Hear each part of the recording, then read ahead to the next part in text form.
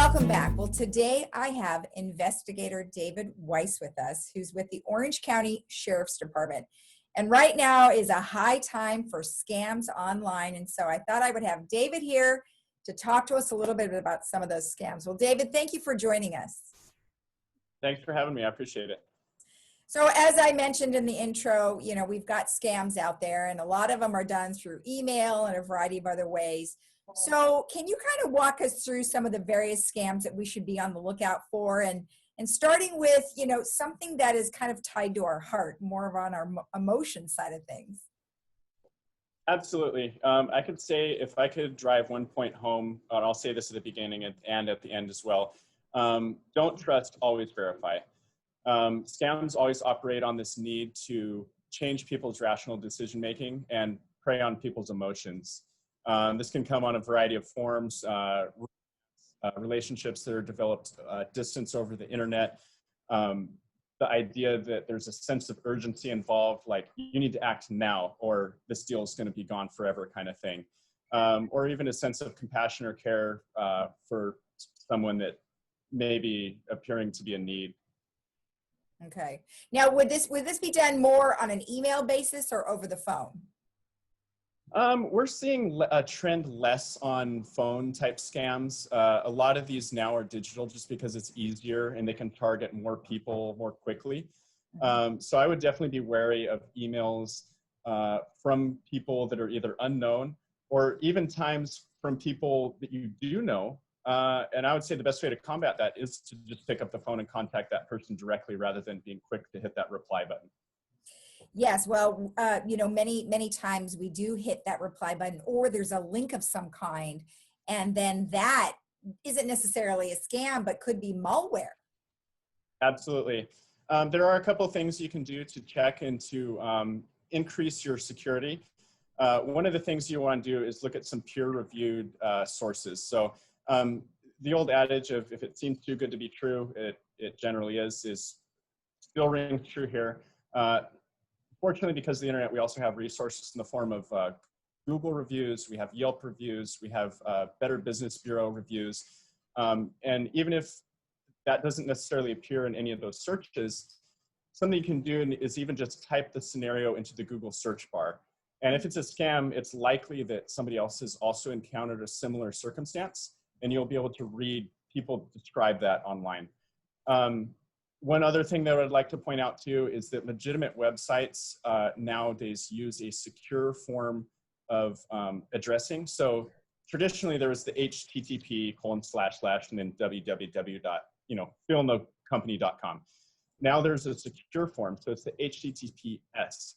And what that does is it encrypts traffic between your computer and the company, and it also establishes a form of legitimacy because not everybody can apply for this kind of certificate. So would major corporations have the HTTPS, especially if you're buying things? Absolutely. I would say that's a gold standard. Okay. All right, great. So if let's say we signed up for something somewhere down the line and we get this email that is kind of alluding to that, but we don't really remember that we signed up for it. What are some of the red flags that you would see in some of those emails that we should be aware of? Believe it or not, a lot of them are characterized by misspellings, poor grammar. A lot of these originate overseas. And I actually read somewhere once that they use that almost as a screening technique because they don't want the people that are razor sharp focused on the email to reply, right? They want the folks that are going to quickly glance over and kind of or in a hurry and think that, oh, this is a great idea at the time, and they'll just click on it. Something very easy to do to also protect yourself is when you're making payments, try to use a credit card. Mm-hmm. The reason being is that you're essentially borrowing somebody else's money, and a lot of credit cards come with a fraud protection associated with it, which is different than paying out of your own bank account, which is your money. Right. Wow. So let's also talk about some of the other scams that we have, like fake check scams, what does that mean? Absolutely. A very common type of scam that we see here in Orange County is a overpayment scam.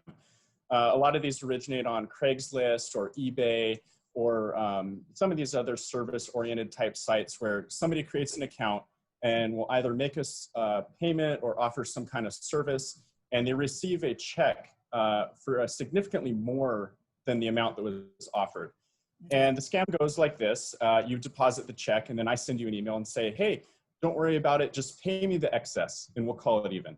The problem is because it takes some time for the bank to reconcile the check and all the money. The person will walk away with the money having written a fraudulent check. In order to protect yourself on this, something very easily that you can do is, again, just don't give into that sense of urgency. If you deposit the check and you feel like it's a legitimate check, just wait the amount of days that it takes to clear. And after the check clears in the bank and after everything's said and done, you know, then move forward from there. Or if there's any question, just call law enforcement, or even just don't deposit the check altogether and just return the check. Oh, okay, good. And then how about, gosh, you've won a prize, or, you know, oh, you know, and that secret shopper one actually threw me when I saw that on your slide. I went, wait a minute, I thought that was real. Yeah. So as a general rule, you should never have to pay to win the lottery, aside from buying your initial ticket. That's another thing that we see are these scams where you have to pay in order to win something, or the IRS is calling and they want you to pay in the form of gift cards, or, you know, surprise, you have a warrant and the sheriff's department wants you to buy Apple iTunes gift cards. The government doesn't want gift cards, and the government will never communicate to you in that form. It's always going to be through official channels, through an actual legitimate process. If that ever does happen, I recommend immediately hanging up. Conduct your own research. All government agencies, prize entities, the lottery, their numbers are publicly available. Call them directly, and then inquire yourself as to if you're a winner, if you owe taxes, or anything along those lines. Okay, and then let's talk about the secret shopper, because some of those do come over that seem very legitimate. Absolutely. I would say in general, contact from anybody that you don't know that is encouraging you to make purchases on behalf of somebody else, or is part of any kind of chain of processes, is probably prone for fraudulent type of activity, and you should be definitely cautious of it. Okay. And then lastly, and I know you alluded to this earlier, was talking about how emotionally involved you can get with someone. And you said sometimes that can go on for weeks or months. Is this because they're trying to establish a trusting relationship, and then also there's online dating scams too. So maybe you can kind of put those together. Absolutely. A lot of scams do work based on trust. Keep in mind that a lot of scammers, this is their full-time job. They're after many people simultaneously, and if it takes them, you know, 3, 4, even 10 months to effect a payment, they're going to put the time in to do that.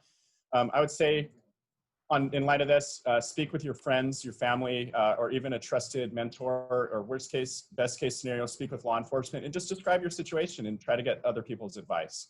Because one of the things that people work on is this kind of isolated mindset, this kind of sense of privacy, trust building, and guarantee as soon as you speak with your friend or confidant or mentor, they'll be able to let you know that it's probably a scam.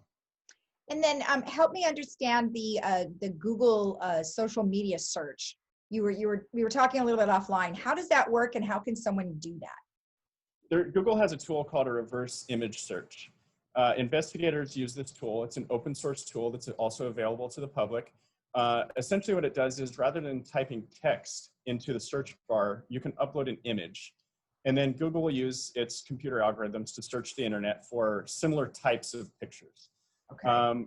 I've found a lot of times with these relationship scams, or just scams in general that have photos associated with them, when you upload them into Google image search, they're linked to multiple profiles.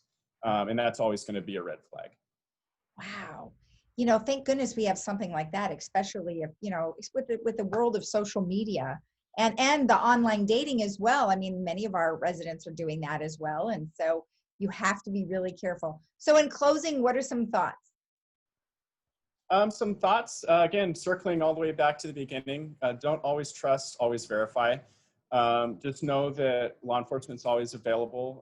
If you ever wanted to schedule an in-person town hall meeting, that's something that we could arrange. And feel free to reach out to other people as needed. If you think that you're a victim of a scam, most likely you probably are, and just take very basic steps to protect yourself and use this as kind of a mentality moving forward. And what would be the number that they would dial directly? It wouldn't be the main line. Is there a separate line for them? If they wanted to, are you talking about if they wanted to schedule a meeting?